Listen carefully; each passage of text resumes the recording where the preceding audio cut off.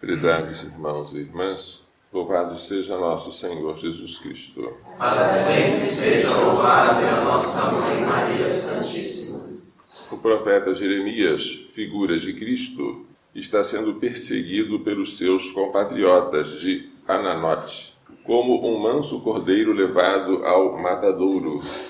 Jeremias não sabia que tramavam contra ele para eliminá-lo do mundo dos vivos e para o seu nome não ser mais lembrado. E Jeremias pede que veja a vingança contra eles, porque confiou ao Senhor a sua causa. Este pedido de Jeremias ainda é imperfeito, porque Jesus, conduzido como uma ovelha ao matadouro, pedirá para os seus crucificadores não a vingança, mas o perdão.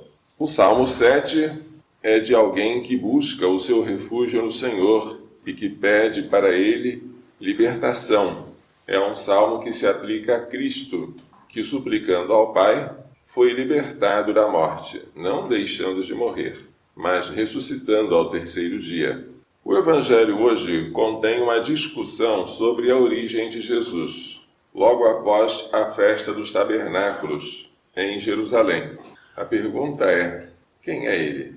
Será que ele é o profeta anunciado por Moisés, o profeta que viria depois dele? Será que ele é o Messias, o ungido? Mas se ele for o Messias, ele virá da Galileia? Não está escrito no profeta Miqueias que o Messias virá de Belém, cidade onde nasceu Davi, e havia divisão entre eles. O povo está admirado, mas não chega a uma conclusão sobre Jesus. Alguns queriam prendê-lo, mas os guardas não conseguiram pôr a mão nele. Por quê? Porque ficaram extasiados com o seu discurso, com as suas palavras. Voltaram aos sumos sacerdotes e fariseus de mãos vazias. Por que não o prendestes? Ninguém jamais falou como fala este homem. E os chefes ficam furiosos. Também vós nos deixastes seduzir? Por acaso algum de nós, algum dos chefes ou dos fariseus acreditou nele? Mas essa gente que não entende da lei são os malditos. Em nome da lei, em nome da Escritura, os fariseus rejeitam Jesus e atribuem o seguimento de Jesus à ignorância. Eles são estudiosos, eles conhecem. Porque eles conhecem, eles não seguem a Jesus. O povo simples, incluindo aí os guardas que receberam a ordem de prendê-lo, deixam-se seduzir pelas suas palavras, porque eles não estudam as Escrituras. Nicodemos, que era um fariseu que tinha estado com Jesus à noite, conversando sobre o renascimento da água e do Espírito, perguntou a eles: será que a nossa lei julga alguém sem antes ouvi-lo e saber o que ele fez? E os seus colegas desprezam-no de maneira orgulhosa. Também tu és galileu? Estuda, e verás que da Galileia não surge profeta. Na verdade, Jesus não era da Galileia.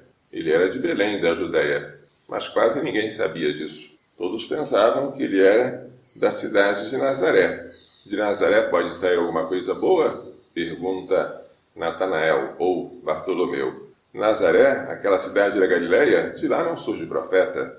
Então, Jesus é rejeitado em nome da Bíblia. Que coisa, não é? A pergunta é: pode-se usar a Bíblia para rejeitar a Deus? Pode-se. Basta que você leia a letra, esquecendo-se do Espírito. Pode-se usar a Bíblia para fazer alguém pecar? Pode-se. Quem fez isso alguma vez? O demônio. O demônio, no deserto, citou o Salmo 90. Está escrito: o Senhor ordenou aos seus anjos que te guardem em todos os caminhos, para que não te firas teus pés em alguma pedra. O demônio citou este salmo para induzir Jesus a se jogar do pináculo do templo e ser carregado pelos anjos. É a tentação da vaidade, de aparecer, de ser glorificado. Usando a palavra de Deus, o demônio quis fazer com que Jesus pecasse. Mas Jesus também usou a palavra de Deus para contra-argumentá-lo. Está escrito: não porás o Senhor teu Deus à prova. Jogar-se do alto do templo é colocar Deus à prova, é tentar a Deus. Assim, é muito importante nós estudarmos as Escrituras, importantíssimo, porque elas possuem a vida eterna. Mas isso não basta. A Escritura tem que ser estudada com o mesmo espírito daquele que levou o escritor sagrado a escrevê-la, o Espírito Santo. E esse Espírito está na Igreja.